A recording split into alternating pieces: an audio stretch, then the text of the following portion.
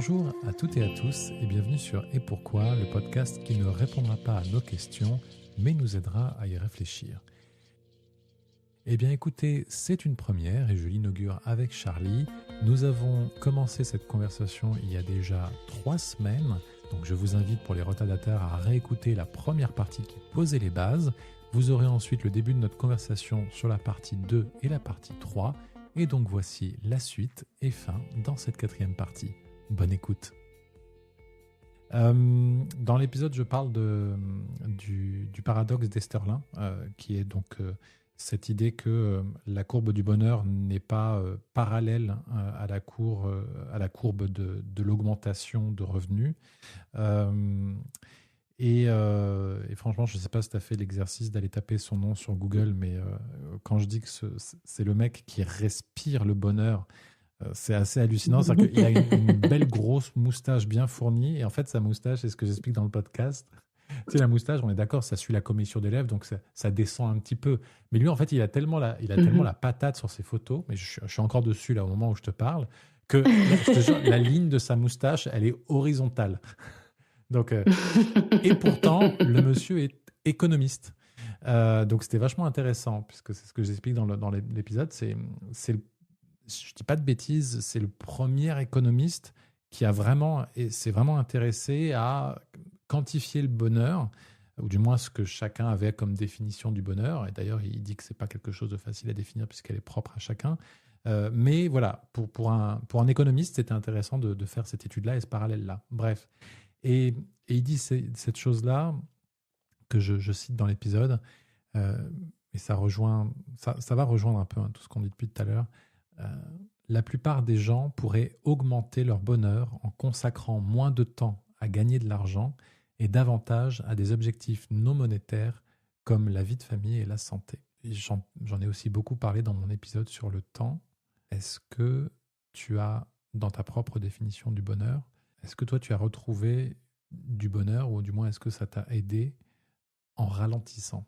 Toi qui nous expliquais plutôt que tu avais eu cette fuite en avant de plus. Moi, je te suis un peu sur les réseaux, on s'est au téléphone de temps en temps. Je vois ces moments que tu partages avec les autres de pause, de ralentissement.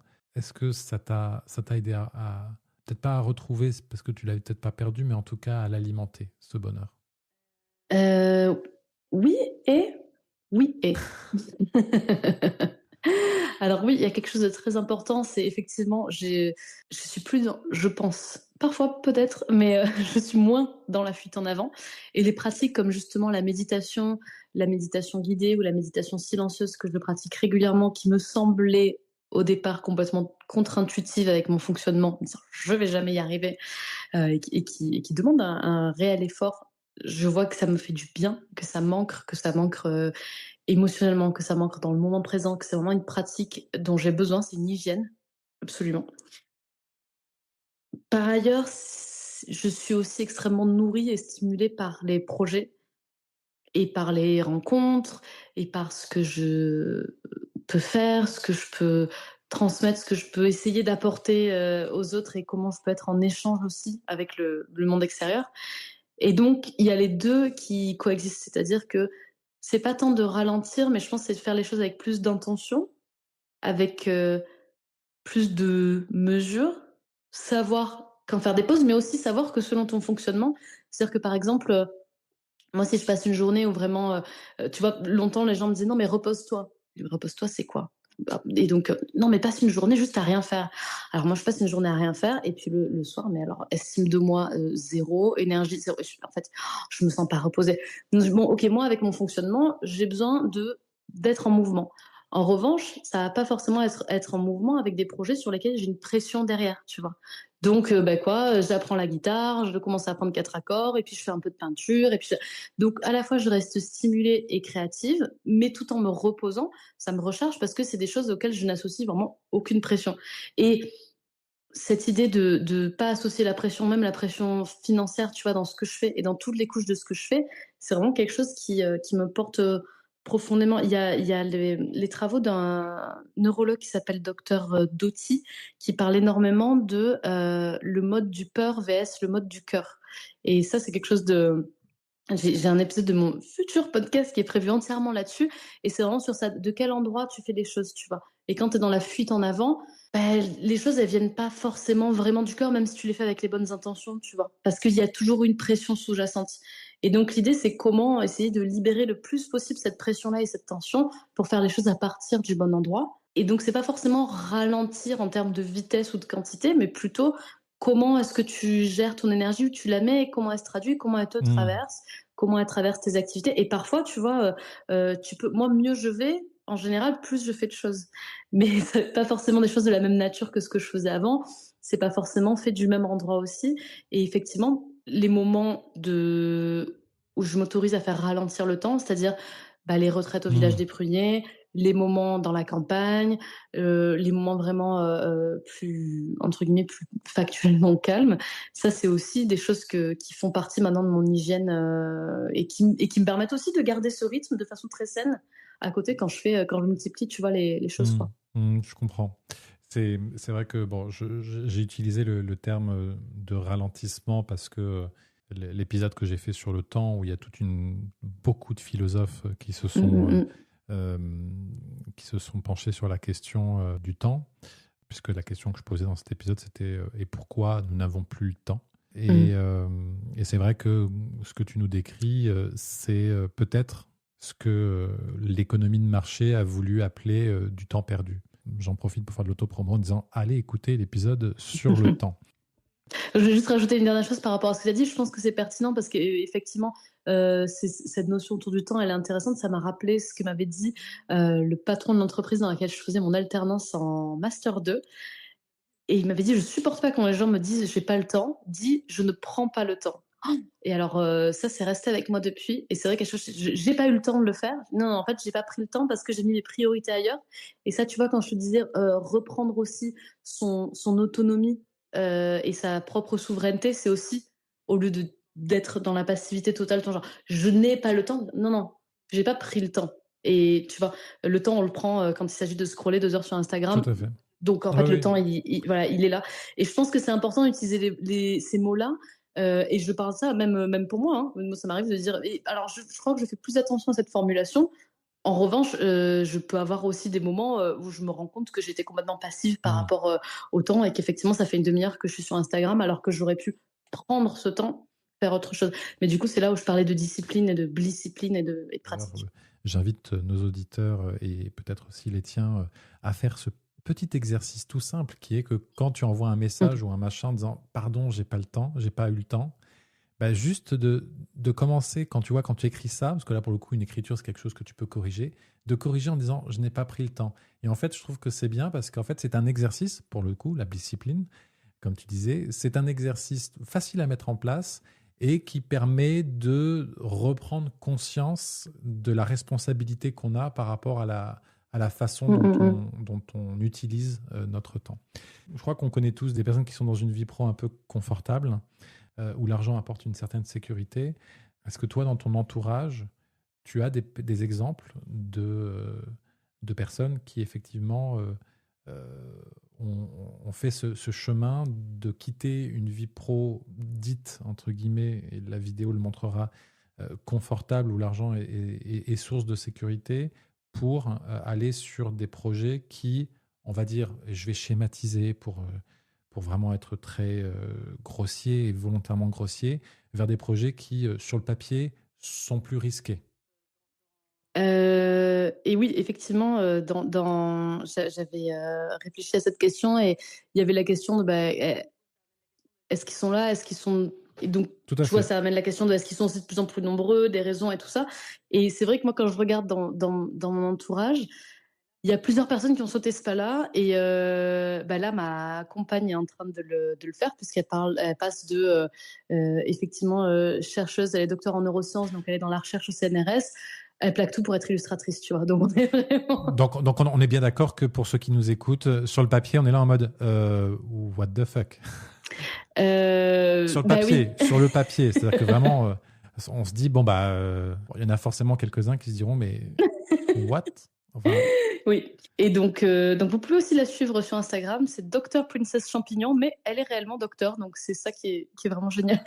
et oui, elle dessine des Euh, champignons. Je les ai vus qui sont très mignons d'ailleurs. et elle dessine aussi des champignons. Voilà. Et donc effectivement, moi, c'est quelque chose que je vois autour de moi, et je pense que je suis aussi entourée de beaucoup de personnes qui ont cette sensibilité-là et qui ont peut-être ce besoin-là à un moment. Et ce qui ne veut pas dire, encore une fois, que c'est pour toujours. Je veux dire, si ça se trouve, tu me retrouveras dans un travail salarié dans 3-4 ans. J'en sais rien. Et c'est C'est et c'est impossible de et c'est savoir. et c'est pas grave. Et c'est OK, en fait, parce que du coup, il faut être ouvert aussi à la fluidité de la vie et se dire, bon, Ouais. bah là, j'ai envie de faire ça, et j'ai envie de prendre ce risque-là, et j'ai envie d'aller vers là. Et je pense que c'est ça aussi que j'ai envie de transmettre comme message aux personnes qui ressentent ce besoin très fort. C'est, encore une fois, en posant les jalons en termes d'un minimum de sécurité qui nous est utile. Mais encore une fois, ce dont on a besoin comme sécurité, ça peut varier selon où on en est dans notre tranquillité et dans notre paix intérieure. Donc, c'est aussi intéressant à travailler. Et c'est aussi que, en général, les choses ne sont pas gravées dans le marbre, et qu'on a le droit d'avoir des parcours qui nous amènent dans des endroits différents. C'est intéressant de s'ouvrir aux possibilités, en tout cas, et de pas fermer de porte. Et tu vois, c'est comme tu as envie de vivre. Nous, on est parti vivre en Bretagne, on connaît personne en Bretagne. C'était un appel. Bon, bah, on y va. Qu'est-ce que vous allez faire en Bretagne? Vous connaissez personne? Bon, bah, au pire, on repartira. C'est OK. Voilà. Et donc, Mm. et voilà. Et c'est aussi comment on calcule le risque, c'est-à-dire quel est le niveau de risque, entre guillemets, qu'on a envie de prendre. Et moi, je n'incite jamais les personnes à aller prendre des risques démesurés. D'ailleurs, je n'incite jamais les personnes à quoi que ce soit, mais plutôt à se poser la question. Tu vois, moi, il y a une phrase de conte que j'adore, c'est All magic comes with a price. Tu sais, c'est le sorcier Rumpelstiltskin qui dit ça. Oui. Et moi, j'adore utiliser cette phrase parce qu'en fait, c'est l'alchimie. Tu sais, c'est rien ne se perd, rien ne se perd, tout se transforme. Et donc, tu veux la magie de changer complètement de voie, bah, tu dois payer le prix de prendre des risques. Et toute la question, c'est toujours, est-ce que pour toi, moi, c'est une question que je pose régulièrement à mes coachés et à mes amis, c'est est-ce que pour toi, la magie vaut le prix? Et c'est tout, en Mm. fait. Si tu trouves que le prix est trop élevé par rapport à ce que ça peut t'apporter, bah, n'y va pas. Et puis, si tu arrives à le réguler différemment parce que bah, tu trouves différentes ressources qui t'aident à faire en sorte que tu dis, ah, en fait, dans ces conditions-là, oui, là, ça vaut. Et je suis pas non plus pour dire il faut faire ces choses dans la souffrance, pas du tout. Mais c'est qu'en général, il y a voilà, certaines contraintes. Et donc la question, c'est juste, est-ce que pour moi, les contraintes sont OK? Tu vas être indépendante par rapport aux salariés. Tu peux dire, bah, c'est moi qui choisis ce que je fais, comment je le fais. Bon, bah, en fait, j'ai pas de congé payé, j'ai pas de vacances, j'ai pas de chômage. Contraintes, bénéfices, quelle est pour moi la magie que je vais avoir et pour quel prix, tu vois? Et encore une fois, ça n'est pas un abandon. Ne pensez pas que parce que vous prenez une voie, vous abandonnez celle que vous quittez. C'est une continuité et peut-être que vous y retournerez, peut-être pas, mais ça, pour le coup, on n'est pas voyant et on ne peut pas le prédire. Et Mais, puis, ouais. il ne faut pas vivre les choses comme un abandon. Voilà, je pense que c'est important. Oui, et puis ça se nourrit parce que tu vois, et là pareil, c'est quelque chose de, je crois, assez prévalent en France. C'est vraiment cette notion de vraiment très cloisonner les choses. Mais en fait, je suis désolée, Totalement. mais non, tout se nourrit. Moi, j'ai coaché des artistes dans le tatouage, j'ai compris des choses sur le fonctionnement de l'être humain, des sphères du pouvoir quand j'ai fait de la politique. Tout ça, ça nourrit ma pratique de coach. Je suis une meilleure coach parce que je mets des choses différentes et je fais des liens que j'aurais pas pu faire si j'avais eu un parcours super linéaire, tu vois, académique, qui m'aurait amené d'autres choses par ailleurs. Mais je veux dire, c'est vrai en fait de te dire que les choses sont très poreuses et très mouvantes, et je pense que embrasser ce flot et ce mouvement, ça peut être aussi hyper intéressant, et ne pas voir les choses comme cloisonnées dans des boîtes, quoi. En fait, c'est pas comme ça. Et il y a quelque chose, un concept bouddhiste là-dessus qui s'appelle l'interdépendance, et c'est vraiment cette idée-là. En fait, on est on n'est qu'un flot, tout le monde est connecté, on est connecté les uns aux autres, les choses sont connectées entre elles, et du coup dans notre cerveau on peut aussi faire des liens quand on a fait des choses très différentes. Et tu vois, moi je vois comment par exemple bah, pour Joe, comment son esprit scientifique impacte aussi sa passion d'écrire avec une précision, et tu vois, un sens de l'humour, mais une précision dans son sens de l'humour, où je reconnais en fait ce qu'elle utilise aussi pour avoir sa précision et sa rigueur quand elle est dans la recherche au CNRS, tu vois. Et c'est hyper intéressant, et je pense que c'est l'avenir de créer des ponts. Tu vois, on n'a aucun problème pour reconnaître le génie de Léonard de Vinci. Pourquoi? Parce que Léonard de Vinci, justement, il est arrivé à des endroits improbables dans sa discipline parce que il utilisait plein de disciplines en même temps. Et donc, je pense que, Mm. après, moi, je travaille avec les personnes multipassionnées, multipotentielles, donc c'est un peu tu vois, le sujet aussi, mais mais pour toutes les personnes, je pense, arrêter d'avoir peur du changement, c'est hyper important parce que le changement, c'est bien la seule constante qu'on a dans nos vies, quoi. Bien, on pourrait presque terminer là-dessus, mais je vais quand même poser donc ma question signature à laquelle s'est gentiment plié mes deux précédents invités. Si un enfant venait te voir pour te demander et pourquoi l'argent ne ferait pas le bonheur, qu'est-ce que tu lui répondrais? Pourquoi l'argent ne fait pas le bonheur? Alors, ce que je répondrais à ça, c'est, pour moi, il n'y a aucun facteur aucun facteur extérieur qui peut faire le bonheur. En revanche, la sécurité, le sentiment de sécurité nous offre des meilleures conditions. Et donc, il faut peut-être redéfinir notre rapport à la sécurité. Et justement, je le mentionnais tout à l'heure, la communauté, les liens humains. Je parlais justement. Il a quel âge ton enfant? Il a déjà la vingtaine. Brillant. Il est brillant. Parce que, excuse-moi, mais je suis désolé parce que je sens que tu avais bien préparé ta réponse. J'avais pas dit que c'est un enfant. Non, j'avais réfléchi à ça parce que je pense que c'est une question hyper importante. Attends, mais j'avais dans ce que j'avais préparé quelque chose de très simple et c'était une citation d'un de mes maîtres spirituels, Thich Nhat Hanh.